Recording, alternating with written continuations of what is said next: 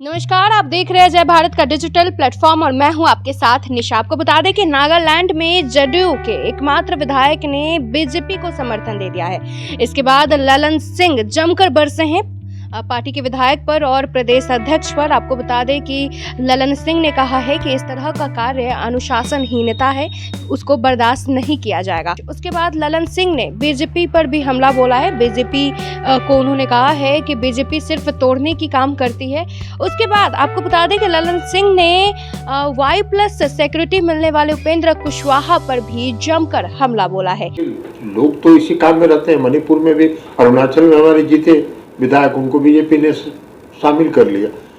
मणिपुर में भी हमारे विधायक जीते, उनको बीजेपी ने 5 लोगों को किया, 1 आदमी रह गए। लेकिन नागालैंड में भी जो घटना हुई, एक हमारे विधायक जीते थे, उन्होंने जो समर्थन का पत्र दिया सरकार को, उसको हम लोगों ने घोर अनुशासनहीनता माना। और इसलिए माना कि हमारी पार्टी का स्पष्ट राय है कि हम भारतीय जनता पार्टी के साथ किसी भी सूरत में नहीं जा रहे हैं और न दिखाई पड़ेंगे। सर, क्या तोड़ मरोड़ की राजनीति कर रही है बीजेपी? बीजेपी लगातार तोड़ मरोड़ की ही राजनीति कर रही है, सिर्फ तोड़ मरोड़ की राजनीति नहीं कर रही है।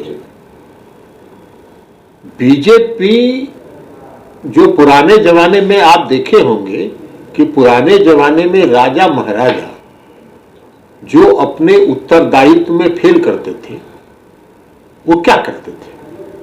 जनता की आवाज को दबाने के लिए जो भी विरोध में वो खड़ा होता था, उस पर चाबुक चलाते थे। तो वही काम भारतीय जनता पार्टी कर रही है। तो मरोड़ क्या हुआ? महाराष्ट्र में क्या हुआ भाई? मध्य प्रदेश में क्या हुआ? बिहार में भी वो करना चाहते थे, लेकिन उनके करने के पहले हम लोग सचेत होकर हम लोगों ने कदम उठाए।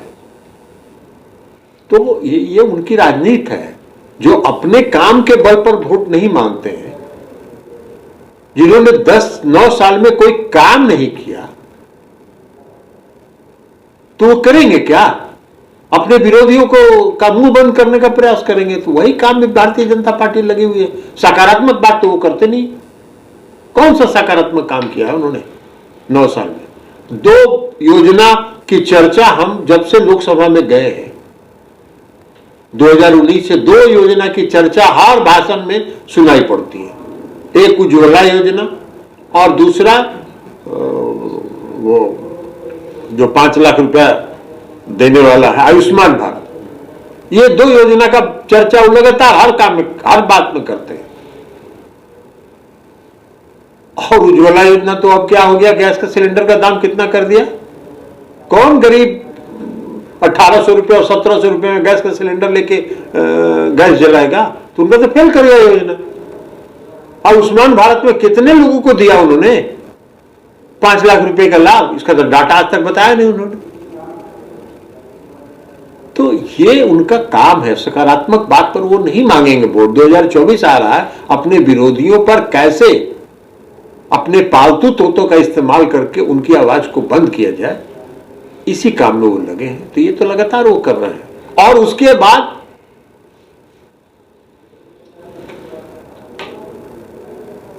भ्रम फैला, अफवाह फैला। अभी तमिलनाडु और बिहार के बीच में जो तनाव पैदा करने का उन्होंने अफवाह फैलाया, क्या हुआ? कुछ नहीं हुआ, कोई घटना ही नहीं हुई।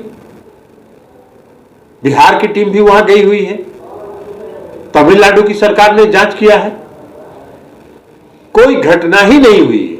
और जो कोई घटना हुई नहीं, और गिरफ्तार कौन कौन लोग हुए हैं? तमिलनाडु की सरकार ने जो गिरफ्तारी की है, किन किन लोगों की गिरफ्तारी हुई है? तो अफवाह फैलाना, भ्रम फैलाना जनता के बीच में, अपने विरोधियों को दबाना, अपने विरोधियों की आवाज को बंद करना, यही सरकार का फितरत है। और इसी पर काम करके वोट लेना चाहती है। जनता इस देश की बहुत सचेत है और बहुत सतर्क है। उस समय आने पर हिसाब बता देंगे। के विधायक और नागालैंड के प्रदेश के अध्यक्ष, इन दोनों ने जाके समर्थन का पत्र दिया और हम लोगों को ये जानकारी नहीं थी। बिना हम लोगों की सहमति के ये लिया गया और इसको हम लोगों ने घोर आपत्तिजनक मानते हुए कल ही हम लोग नागालैंड की जो प्रदेश की इकाई है उसको हम लोगों ने भंग कर लिया। अब नए सिरे से हम लोग नागालैंड की प्रदेश इकाई का गठन की इच्छा है, वो देश के बाहर बोले हैं। हालांकि हम लोगों का ये मानना है कि देश के बाहर दूसरे देश की धरती पर देश की आलोचना नहीं करनी चाहिए। देश इतना बड़ा है कि हम लोग यहाँ आलोचना कर सकते हैं, फिर भी उनकी मंशा रही और जो अंदर आक्रोश है वो वहाँ प्रकट हो गया। लेकिन वास्तव में लोकतंत्र नहीं है। कहाँ है लोकतंत्र? अभी सुप्रीम कोर्ट ने जो आदेश किया है चुनाव आयुक्त की नियुक्तियों के लिए, पर क्या है वो लोकतंत्र पर खतरा है कि नहीं? भाई चुनाव आयुक्त तो देश में चुनाव कराता है ना, चुनाव आयोग, उसको आप अपने कब्जे में कर रहे हैं। इस देश में सबसे बड़ा कॉर्पोरेट घोटाला हुआ 81,000 करोड़ का। आज तक केंद्र की सरकार के किसी मंत्री ने कहा एक शब्द भी, यह भी कहते कि घोटाला नहीं हुआ, मौन भर धारण किए हुए हैं। और हम सलाम करते हैं इस देश की न्यायपालिका को, जिसने इस देश की जनता के दर्द को समझा और जांच का आदेश दिया, कमेटी बना दी, तब भी कुछ नहीं बोल रहे हैं। अरे भाई, आपको अगर मंशा आपकी साफ है और कहीं कोई बात नहीं है तो मांग है विपक्ष की संयुक्त संसदीय समिति बनाने की, तो उसमें क्या दिक्कत है आपको? साच को आज किया। तो इसलिए वो तो है ही, लोकतंत्र का खतरा तो है ही।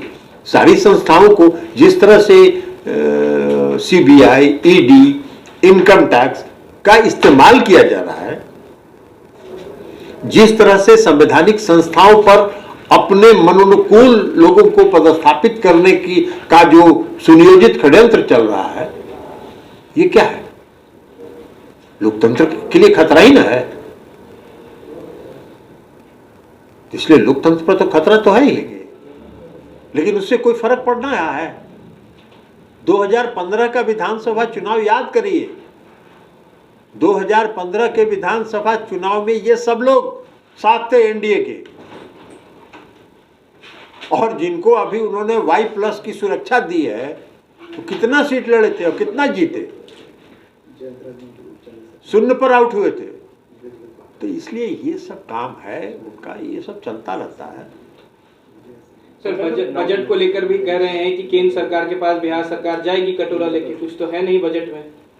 बजट में हमारे यहाँ तो जो बजट में है वो केंद्र के भरोसे चला रहे हैं क्या?